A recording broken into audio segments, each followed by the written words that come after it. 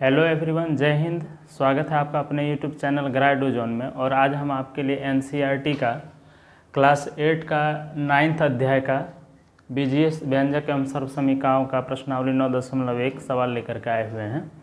और इससे पिछले वीडियो में मैंने बीजीय व्यंजक से रिलेटेड जितने भी शब्दावली थे, जितने भी टर्मिनोलॉजी थे, मैंने सब के बारे में डिटेल्स बताया हुआ है।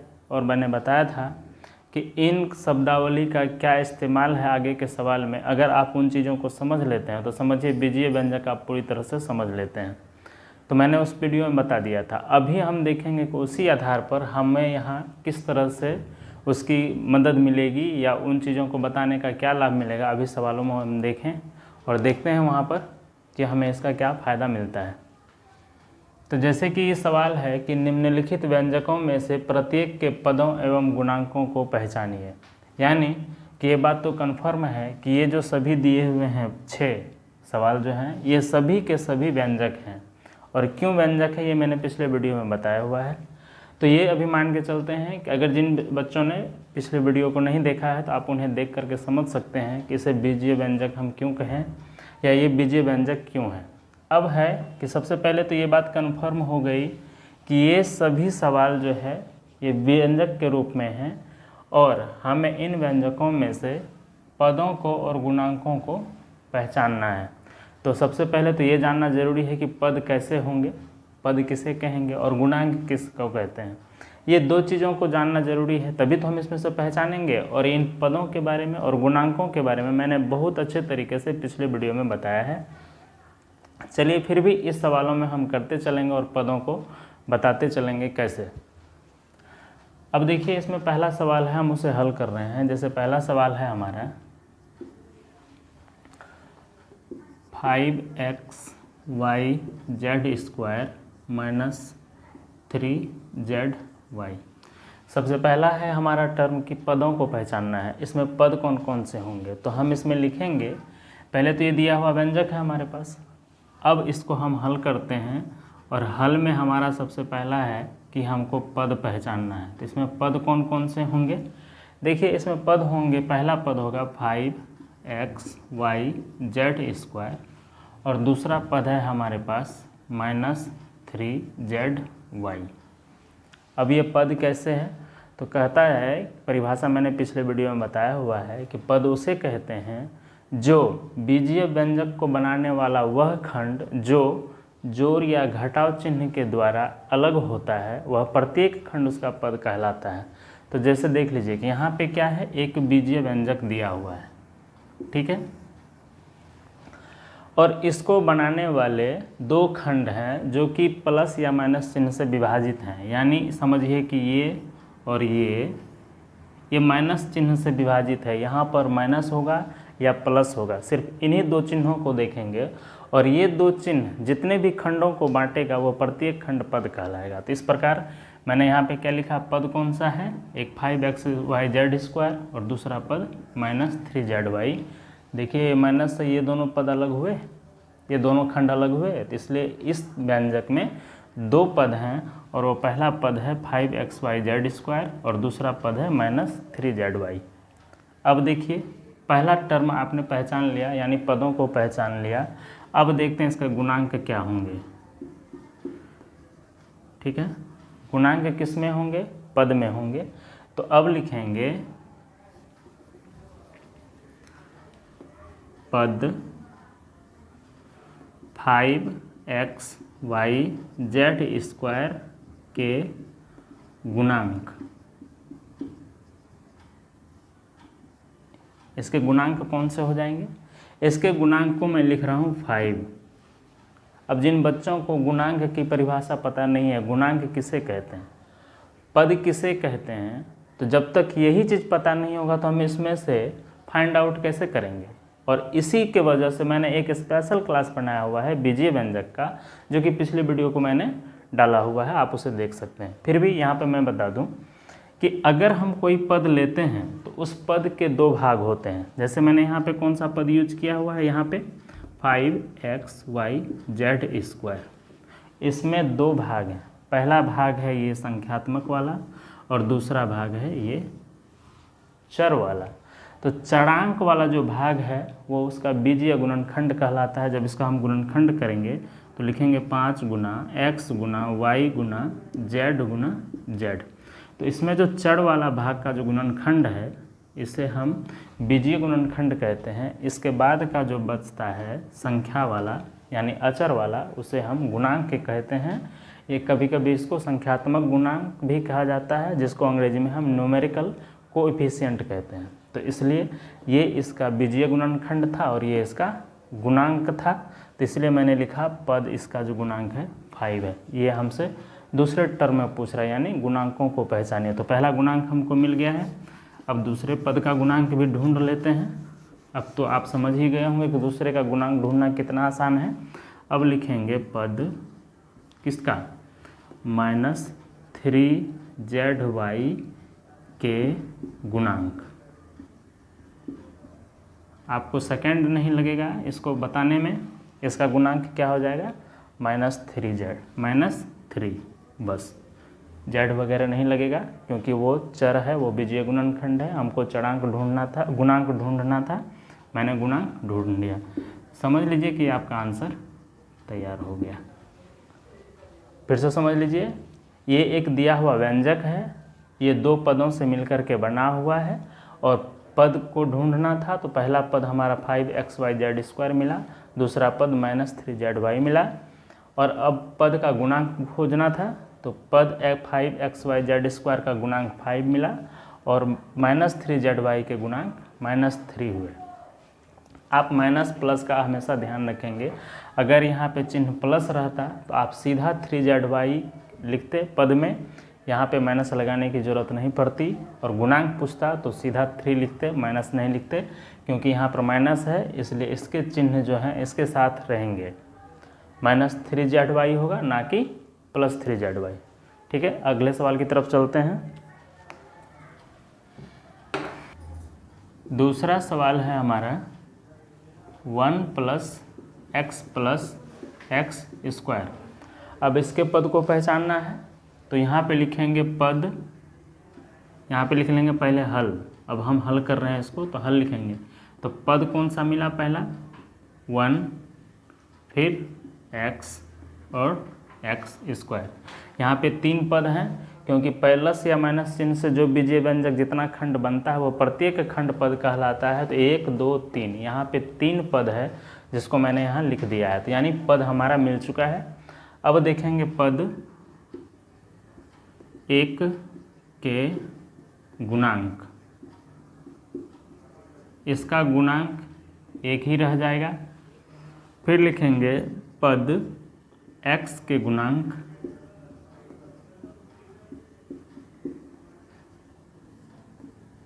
पद x का भी गुणांक 1 ही होगा।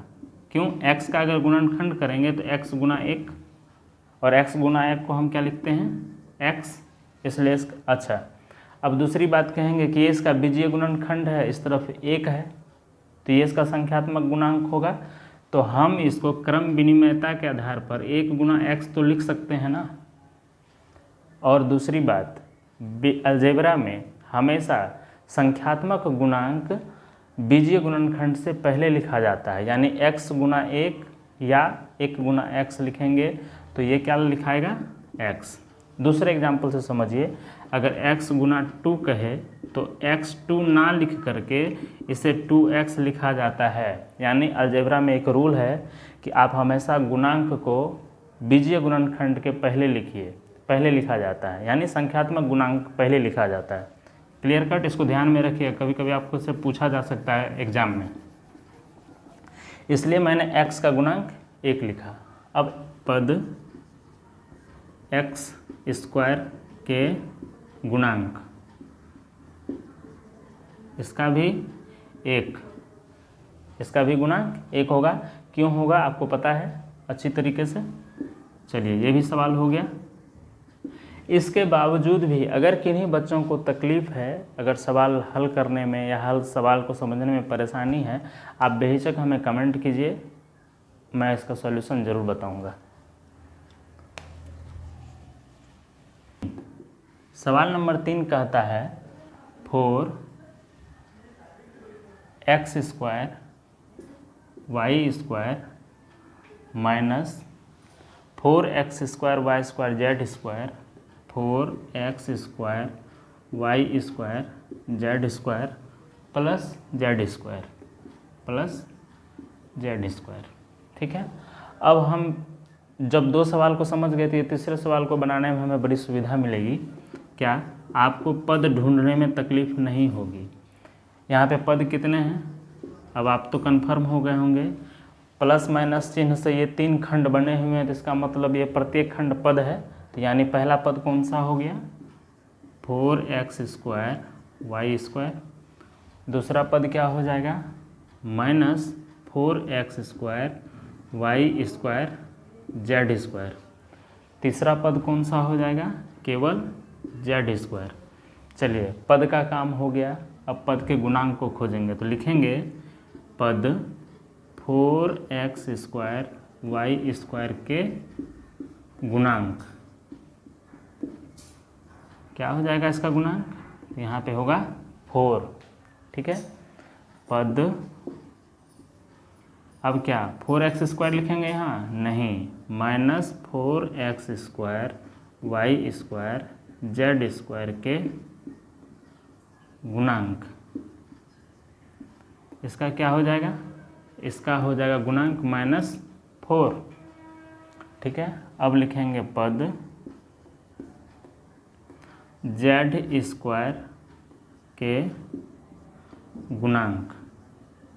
इसका गुणांक क्या हो जाएगा? 1। ठीक है, क्यों? क्योंकि इसके आगे कोई अंक नहीं है, तो यहाँ पर क्या हो जाएगा? 1। चलिए, ये भी आपका आंसर हो गया। अब चौथा सवाल देखते हैं। चौथा सवाल देखिए, 3 minus P Q plus Q R minus R P. क्या है?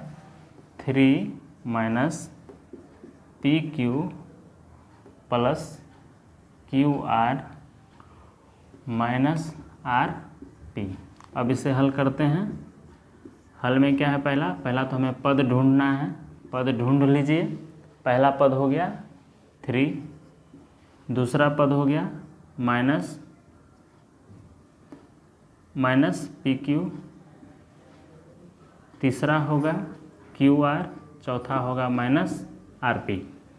आप पद को निकाल लिए। अब इसका गुणांक ढूंढेंगे। लिखेंगे पद 3 के गुणांक। ये तो 3 ही हो जाएगा।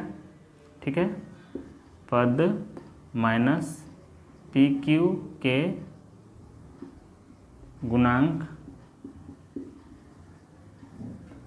ये क्या हो जाएगा? -1, क्योंकि पी क्यू के साथ कोई अंक नहीं है, तो इसका मतलब 1 है, तो -1 होगा। फिर लिखेंगे पद क्यू आर के गुणांक। क्या हो जाएगा? यहाँ पे होगा 1, क्योंकि क्यू आर के साथ कोई अंक नहीं है, लेकिन इसके साथ माइनस नहीं है, तो इसलिए माइनस नहीं होगा। यहाँ पे माइनस था, तो यहाँ पे माइनस लिखे हैं। फिर उसी तरह पद माइनस आर पी के गुणांक। क्या हो जाएगा? -1। ठीक है, चलिए, ये भी आंसर आपका हो गया। मैंने पद और गुणांक दोनों को ढूंढ लिया है। अब 5वें सवाल की तरफ चलते हैं। अब देखिए 5वां सवाल क्या है। 5वां सवाल है x/2 plus y/2 minus xy। ये थोड़ा भिन्न में है, तो भिन्न में कैसे है देख लीजिए। हल क्या ढूंढना है हमको? पद कौन कौन सा हो जाएगा इसमें? पहला तो हो जाएगा x/2, दूसरा हो जाएगा y/2, तीसरा हो जाएगा -xy। ठीक है, अब इन पदों का हमको गुणांक ढूंढना है, तो लिखेंगे पद x/2 के गुणांक। क्या हो जाएगा? 1/2। 1/2 क्यों? x को हम x/2 को x गुना 1/2 लिखेंगे, इसलिए ये इसका गुणांक 1/2 है, क्योंकि x के साथ गुना किसका है 1/2 को। और आपको पता है कि अलजेब्रा में हम 1/2 गुना x होता है, यानी 1/2 x होता है या x/2 होगा। ठीक है, तो इसलिए हमने पद x/2 के गुणांक को क्या लिखा 1/2। अब पद y/2 के गुणांक ये क्या हो जाएंगे, इसका भी हो जाएगा 1/2। अब लिखेंगे पद -xy के गुणांक। इसमें तो कोई समस्या नहीं होनी चाहिए आपको कि इसका गुणांक क्या होगा, इसका गुणांक हो जाएगा -1। क्यों होगा ये आप समझ चुके हैं। ओके, यही आपका हो गया आंसर। ठीक है, अब छठे सवाल की तरफ चलते हैं।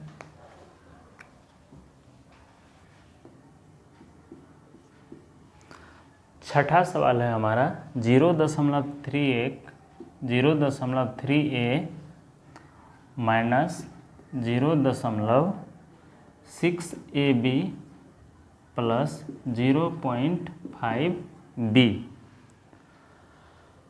सवाल है हमारा 0.3a minus 0.6ab plus 0.5b। हमको इसका पद निकालना है और गुणांक निकालना है। तो इसमें कुछ ज़्यादा है नहीं, आप घबराइए नहीं। यहाँ पे लिखेंगे हल। हल क्या है, पद कौन कौन सा है इसमें, 0.3a पहला पद, दूसरा पद माइनस 0.6ab, तीसरा पद 0.5b। ठीक है, कुछ भी दिया रहे माइनस प्लस, अगर ये कह रहा है कि ये व्यंजक है तो माइनस प्लस चिन्ह को देखना है, उससे जो भी हिस्सा बटा हुआ है, जो भी खंड बना हुआ है, सीधा उसको हम पद मान लेते हैं। चाहे यहाँ पे xy भी रहता तो भी पद होता, ए भी दिया हुआ है तो भी पद है, पॉइंट में दिया हुआ है तो भी पद है, हमको कोई लेना देना नहीं है। अगर भिन्न के रूप में भी है तो भी हमारा कोई लेना देना नहीं है। ठीक है, तो पद अभी इससे पिछले में सवाल में देखा था आपने, वहाँ पे भिन्न के रूप में था तो भी हमारा कोई लेना देना नहीं था।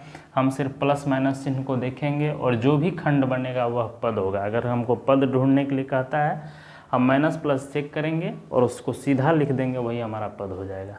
ठीक है, तो इसलिए मैंने कुछ किया नहीं, सिर्फ कॉमा लगाया है। एक पद ये है, दूसरा पद ये है, तीसरा पद ये है। चलिए अब इसके गुणांक को ढूंढते हैं। तो पद 0.31 के गुणांक क्या हो जाएंगे 0.3। ए को छोड़ देंगे, क्यों, ए का गुणांक है 0.3। ठीक है, तो इसका गुणांक हो गया 0.3। पद किसके माइनस 0.6a के गुणांक, ए बी के गुणांक, इसका क्या हो जाएगा, इसका भी हो जाएगा 0.6, लेकिन चिन्ह होगा माइनस का। ठीक है, अब लिखेंगे पद 0.5b के गुणांक, इसका गुणांक क्या हो जाएगा 0.5। इसका ध्यान रखिएगा यहाँ पे माइनस होगा। ठीक है, चलिए ये भी आंसर आपका हो गया। इस प्रकार सवाल 1 में जो 6 सवाल थे उसमें सिर्फ पद और गुणांक को पहचानना था। अगर आपका पद का कंसेप्ट क्लियर है, गुणांक का कंसेप्ट क्लियर है, तो ये सवाल आपके लिए बिल्कुल आसान है। हम फिर भी कह रहे हैं कि मैंने बीजीय व्यंजक में से जितने भी टर्म हैं, इन टर्मों का बहुत ही आसान भाषा में, आसान तरीके से मैंने पिछली वीडियो में बताया है। आप उसे जाके ज़रूर देखिए, फिर आपको ये और आसान लगेगा। चलिए अब दूसरे सवाल की तरफ चलते हैं। देखिए अब सवाल नंबर 2 हमारा क्या कहता है। सवाल नंबर 2 कहता है कि निम्नलिखित बहुपदों को एक पदी, द्विपदी एवं त्रिपद के रूप में वर्गीकृत कीजिए और कौन सा बहुपद इन 3 श्रेणियों में से किसी में भी नहीं है। यानी हमको 3 चीज़ों को देखना है। पहला एक पदी इसमें से निकाल देना है, दूसरा द्विपदी निकाल देना है, तीसरा त्रिपद निकाल देना है और चौथा ऐसे बहुपदों को निकाल देना है जो ना कि एक पदी होगा, ना द्विपदी होगा, ना त्रिपद होगा। ठीक है, चलिए तो सवाल करते हैं, और आपको पद पहचानना तो अब आ गया है। ठीक है, चलिए फिर भी इन सवालों को करते हैं। अब उस सवाल को जिसने अच्छे से ढंग से समझा है, इसे करने में बहुत ही उसे आसानी होगी। चलिए फिर भी करते हैं इसे। हल पहला टर्म है हमारा, हमको एक पदी छांटना है, तो हमें लिख लें यहाँ पर एक पदी, एक पदी। ठीक है, अब एक पदी कैसे छांटेंगे, चलिए देखते हैं। देखिए यहाँ पे क्या है, प्लस चिन्ह है एक्स वाई के साथ में, तो दो खंड हैं इसके, एक पहला खंड एक्स वाई, दूसरा खंड वाई है, तो इसमें दो पद है, तो ये दो पद की श्रेणी में चला जाएगा। तो हम दो पद भी लिख लेते हैं, क्या लिख लेते हैं, द्विपद। ओके, उसके बाद त्रिपद भी लिख लेते हैं, और उसके बाद बहुपद,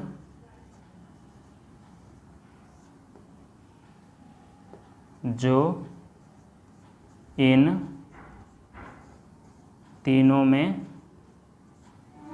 से नहीं है। ठीक है, अब चलिए हम फाइंड आउट करते चलेंगे और उसको प्रत्येक खंड में डालते चले जाएंगे। जैसे एक पदी है, यहाँ पहला है x प्लस वाई, इसमें दो पद हैं, तो हम यहाँ लिख देंगे x प्लस वाई, यानी पहला x प्लस वाई जो था ये एक पदी नहीं था, ये कौन से पद का था, दो पद का था, तो इसलिए मैंने द्विपद में इसको डाल दिया है। दूसरा देखते हैं क्या है, 1000 है, 1000 में सिर्फ एक पद है, तो हमने इसे एक पदी में डाल दिया। ठीक है, 1 2 3 4, इसमें 4 पद है, तो यह ना तो त्रिपद हुआ, ना द्विपद हुआ, ना एक पदी हुआ, तो हम इसको इसमें डालेंगे, यानी लिखेंगे x प्लस एक्स पर पावर 2 या x square x cube plus x पर पावर 4। ठीक है, अब देखते हैं, यहाँ तक तो हो गया। इसको देखते हैं, 7 प्लस वाई प्लस 5x, हम 7y 5x तो नहीं देखेंगे, हम देखेंगे इस जोड़ चिन्ह के बाद, जोड़ चिन्ह जो है कितने खंड को बनाता है। तो 1 2 3 सीधा ये त्रिपद है, हमको इससे ज़्यादा कुछ लेना देना नहीं है। हम यहाँ लिखेंगे डायरेक्ट त्रिपद वाले कॉलम में 7 प्लस वाई प्लस 5x। ठीक है, ये माइनस चिन्ह जो है इन चीज़ों को दो खंडों में बांटता है, 2y और माइनस 3y स्क्वायर में। तो इसमें दो खंड हैं, तो दो पद है इसके, तो ये द्विपद वाले में चला जाएगा। कहाँ जाएगा, द्विपद वाले में, 2y माइनस 3y स्क्वायर। ठीक है, यहाँ आते हैं, यहाँ पे 1 2 3 खंड है, तो त्रिपद में जाएगा। कौन सा, 2y minus 3y square plus 4y cube. इसको देखते हैं, 1 2 3 खंड हैं, 3 पद है इसमें, तो ये त्रिपद में आएगा। 5x minus 4y plus 3xy।